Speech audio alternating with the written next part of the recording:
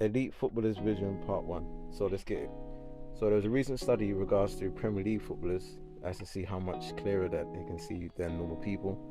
And so they did a study on players in the English top flight, and they saw that they had substantially better vision than the general public, as probably you're not aware. So they're able to have sharper vision and pick up things against a background such as a crowd easier, and that's what one British expert said. Okay, so what happened was in Liverpool, a guy named John Morris, university research recruited 49 first team and under 21 football players from an unnamed Premier League club. So this is legit. And what they did was they got those players against 31 amateur players from a nearby university. They are from 23, or should I say 230 healthy and non-athletic men and women. And so what they did was they examined visual functions such as their clarity of sight, contrast sensitivity, which is the ability to detect an object against a background, nearer, farer quickness, target capture, and perception. So these are all considered critical to sport performance in players of different skill levels and playing positions, which you guys didn't know. So what they found out was they found out that footballers, both professional and amateur, were significantly better on all measures except for two, which were capture and perception.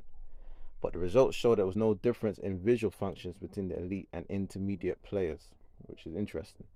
All right, so defenders, they said, had the best near far quickness, and also known as accommodative vergence, possibly because it helps them adapt to the offside trap, which is very important, you can imagine. In a typical situation, they have quickly the ability to switch their attention and therefore eye gaze between several opponents in near and far locations. So that's important. You just heard that as a defender, you need to work on those visual concepts, because if you think about it, you have to be always looking at the line, checking. It's actually, when you deep it, you need to have good perception as a centre back. We just look at vision as just only for those who are playing creative midfielder positions, but really as a defender, you do need to have vision and perception. All right. So the study author Professor Simon Bennett said that visual function of competitive football players is superior to non-athletic adults, but does not differentiate between the elite and intermediate players. So that's pretty impressive. He actually said that, however, defensive players do exhibit faster accommodative vergence than offensive players. So the notion that a lot of offensive players are probably the most better with visions is actually a misconception. Obviously, there is probably a few that have superior, but defensive players, if you think about it, have to have really quick accommodative perceptions, especially in the terms of perception. He said that we suspect that this particular visual function is advantageous for defenders, given a greater demand to continually shift their gaze between players at near and far locations.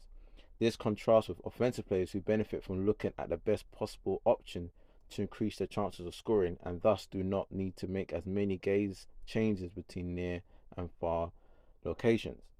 So they went on to speak about how the study highlights that the importance of good vision in football and the potential for gaining a competitive edge. But he said that there's a need for the further investigation to consider the specific visual demands of player positions and a role for regular eye examinations.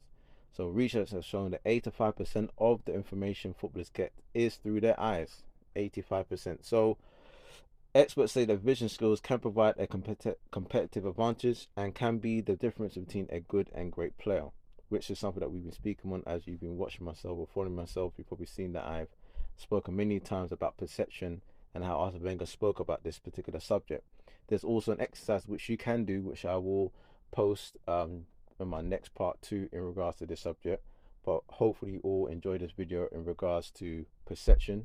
This is something that can be trained. You're probably asking, okay, so how can I help? I will speak about this in the next video. All right, remember to follow, like, and share, and let's keep going.